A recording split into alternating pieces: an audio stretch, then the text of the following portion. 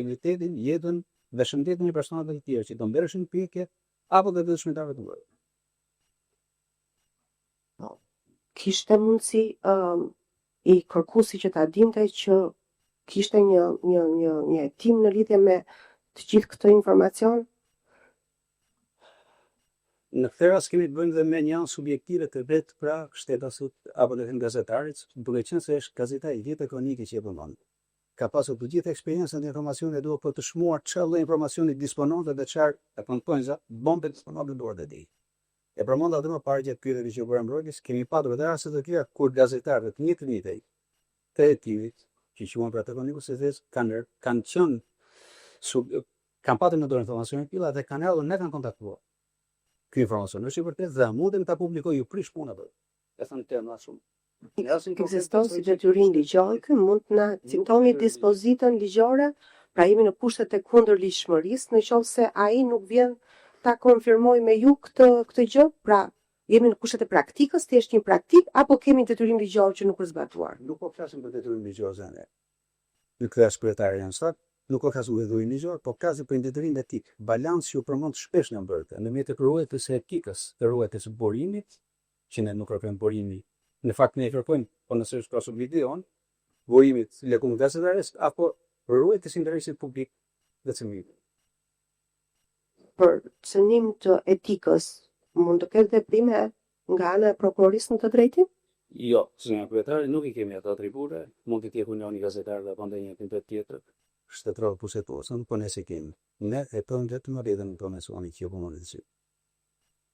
Një pyetje tjetër, në lidhje me atë që juve e përmendët, po mund duhet ta riverifikoj.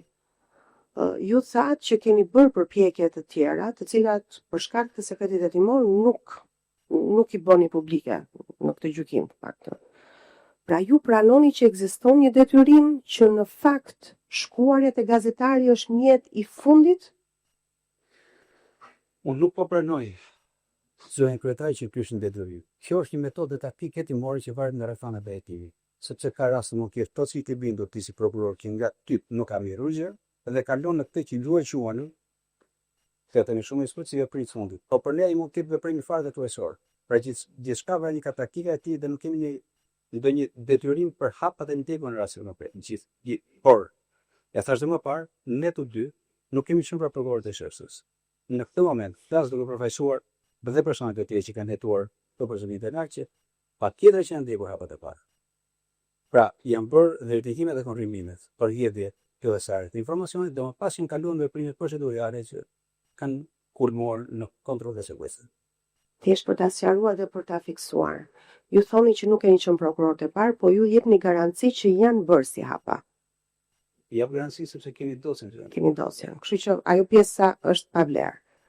E dyta, ka të bëjë me faktin që siç në vazhdim të pyetjes që ju bëri gjyqtari Ibrahimi, duke qenë se precedentet e gjykatës Evropiane të Avenirut janë precedent, janë të detyrueshëm në rendin juridik të brendshëm të Shqipërisë. Kur thoni që nuk e kemi detyrim, e keni parasysh këtë jurisprudencë të gjykatës Strasburgut? Besoj që fjala nuk e kemi detyrimin zot nga konteksti se kjo ka. Nuk do mbejoni që mund ta riformuloni si mendoni ju që ta fiksoni. Mund të bëj sqarim në rastin konkret. E thash edhe një herë, veprimet e para hetimore u ndërmorën për verifikimin e rrjedhjes së informacionit. Në rastin e dytë, kemi të bëjmë me provat e një natyre që nuk janë si provat e zakonshme, bëhet për prova elektronike që shkatërrojnë infraksionet tonë. Pra, edhe kodi procedurës penale, sikur se etapa e lejuar gjyqtare, bën një trajtim këndshëm lidhje me provat elektronike dhe kompjuterike. Dhe ndërfyrja dhe ruajtja e tyre kërkon kushte të veçanta. Çka do të thotë që edhe ndërfyrja në masa të tilla emergjente bëhet në mënyrë të tillë sepse mund të shkatërrohen me dy pjekime dhe mund të fshihen një herë për gjithmonë. Nuk bëhet fjalë për prova të tjera materiale të cilat sado mund të ekipi shkatërrojë personin gjeni ngjurmë në to. Pra në prova që ti bëhet ndërfyeshë në mënyrë të njëjtësh. Pra forcemi nuk e kemi detyrim, mbas veprimeve të para hetimore që bëhen.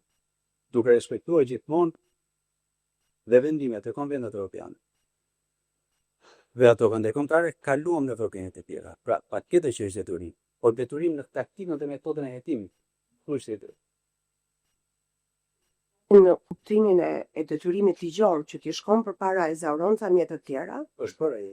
është bërë dhe ekziston si detyrim, kjo ishte pyetja ime. Po patjetër. Është detyrim, pra që ti të shkosh të provosh ti marrësh informacionin nga burimet të tjera dhe pastaj po që se ke të pamundur shkon te gazetari. Është bërë. Është bërë kjo gjë dhe përbën detyrim apo nuk përbën detyrim? Përbën detyrim, patjetër. Përbën detyrim. Mirë, faleminderit. A keni pasur qasje në materiale që nuk kanë të bëjnë me çështjen konkrete për të cilën keni pasur shqetësimin dhe keni autorizuar sekuestrimin? Nuk e di. Ka një garanci që materialet e tjera të cilat ekzistojnë kur thoni nuk keni patur, ju vetë që ne i marrim të gjitha se kemi të pamundur për të përdorur keywords. Pra fjalë kyçe.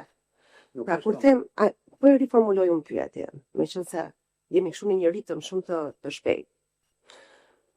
Ju thatë që materialet ne nuk i shohim me keywords, sepse materiali mund mos jetë ruajtur, e thatë në mënyrë hipotetike këtë gjën, me formulën ose me emrat përkatës. Por duke thënë në këtë formë hipotetike do të thotë e së pari që juve nuk e bëni provën, apo ju a priori nuk tentoni që të bëni filtrim me fjalë kyçe. A mund të perifrazoj vetë zë kryetar, mund të shkruar dhe gabim në ngul këmbë, ne provojmë patjetër me keywords. Siç e thash, pra mbërja përmendi një nga dëshmitarët e mbrojtjes që në publik, Dumani u informonda X-in apo Z-ën apo Y-in. Ka raste kur në një dosier, në një file, nuk vendoset emri i personit që ti mund ta gjesh me keywords. Dhe në këto raste je detyruar për një dosje që dyshon që ta hapësh. Pra, a kemi qasje në informacione të tjera? Patjetër a kemi qasje. Sepse në momentin është shpjeguar dhe aty që ti hap një file që mund të dalin materiale irrelevante në çështjen, e shikon dhe ndyll. Pra, nëse kjo mund të quhet qasje, atëherë kemi qasje. A i përdorin këto materiale? Jo.